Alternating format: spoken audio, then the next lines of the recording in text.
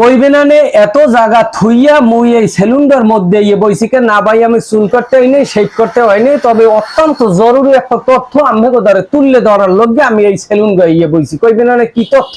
তথ্য হয়েছে আয়নার তথ্য।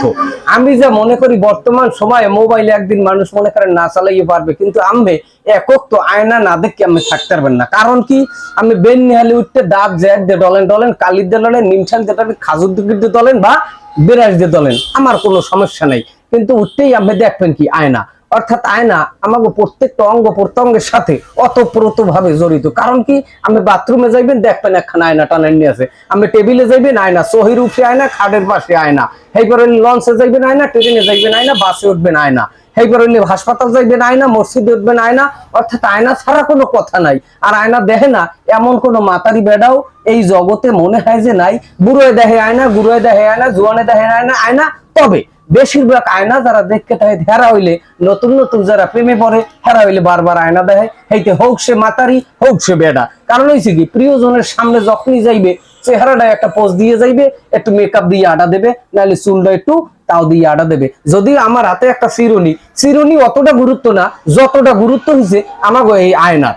কারণ আয়না ছাড়া আমরা চলতেই পারি না। আমি যা দেখছি, ভালো একটা ছবি আমি বর্তমান সময় যে হারে ছবি তোলে ভিডিও করতে আছে, আপনি দেখবেন আয়না, আয়না ছাড়া কোনো কথা নাই। মেকআপ করবেন, কারণ আয়না ছবিটা তোলার আগে আমি আপনার চেহারাটা সুন্দর হইতে তো দেখতে লইতে হইবে যে চেহারাটা কতটুকু মনে করেন গেলাম আড়াইছে, গ্লোরিয়াস হয়েছে। তাহলে এটা প্রকাশ করবে কিসের মাধ্যমে? আয়নার মাধ্যমে। অর্থাৎ আয়না শরীরের অঙ্গ প্রত্যঙ্গের না হন এতটা জরুরি হয়ে গেছে, আয়না ছাড়া আমরা চলতে পারি না। আমরা কিছু কামাকামি কন, চুল কন, শেভ কন, দাড়ি কন, অন্য কিছু যেই কামান না কেন, আয়না ছাড়া আমরা কিন্তু পারবেন না। নিজের প্রকাশ করার অন্যতম একটা মাধ্যম হয়েছে আয়না। আমাদের যখন আপনার প্রিয়জন অত্যন্ত সুন্দর কইবে যে তোমার চেহারা দিয়ে আস্তে আস্তে বার হয়েছে, তাহলে তখন আপনার মনে মনে ভালো লাগলেও পরবর্তীতে কিন্তু আপনি যাই দেখবেন কি আয়না দেখবেন যে আসুক যে মোরে কইলে যে মোর চেহারা সুরত বাড়ছে, হ্যাঁ আপনি দেখবেন কির মাধ্যমে?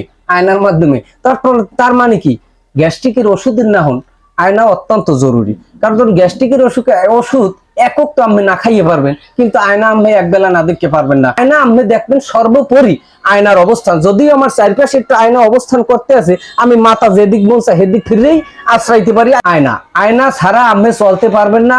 হেইতে মনে করেন মাদ্রাসা কন, স্কুল কন, কলেজ কন, জেমে কন আয়না। তবে আমি যে গুরুত্বপূর্ণ তথ্যটা ধরছি আপনারা কিন্তু এর আগে বোঝেন নাই বা তুললেও ধরেন না যে আয়না আপনার শরীরের একটা অবিচ্ছেদ্য অংশ। আয়নার আপনি চাইলেই ত্যাগ করতে পারবেন না, এটার কোনো সুযোগই নাই। কারণ আয়না ছাড়া আপনি চলতে পারবেন না। আপনি বাজারে যান, ঘাটে যান, মসজিদে যান, বিয়ে যান বা জমাতে যান, জেমে যান, আয়না না দেখে আপনি ঘরে কিন্তু বাইরের না। আয়না হয়েছে অত্যন্ত গুরুত্বপূর্ণ এবং অতীব জরুরি একটা বিষয়। এইটা যদি এই কথাটা, এই ঘটনাগুলো যদি আয়নায় কোন রকম জানতে পারে, যদি ওটা জানার সুযোগ নাই, ওটা একটা জড় পদার্থ। হ্যাঁ, কারণ হচ্ছে আয়নায় যদি জানতে পারতে তাহলে আয়নার দাম স্বর্ণের চেয়ে বেশি হয়ে যেতে। স্বর্ণ মানে ব্যবহার না করতে পারতে পারে, কিন্তু আয়না ব্যবহার বাদ দেওয়া কোনো সুযোগই নেই। হেলে মনে করেন আয়নায় যদি জানতেই পারতে যে ওর গুরুত্ব এত, মোরে সারা মানুষ চলতে পারে না, হেলে স্বর্ণের চেয়ে আয়নার দাম বেশি হইতে। আমার কথাই মনে করেন লজিক আছে। যদি লজিক না থাকে বা থাকে, সেটা আমরা মনে করেন আমারে জানাই যাই। ধন্যবাদ।